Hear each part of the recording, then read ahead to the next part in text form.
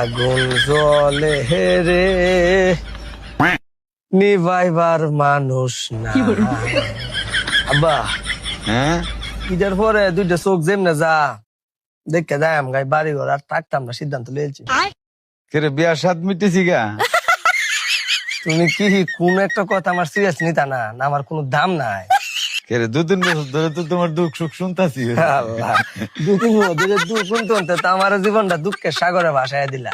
আমার তো তুলে মূলে জীবন শেষ করে দিলা। আমার তো এক পয়সার মূল্য নাই। আসলে মানুষের ঠিক গো, নিজের দুঃখ নিজের কাম নিজের করতে হইব। কোন জায়গায় আড়াইয়া দেখবা বাইক বউ লিয়াই হরি।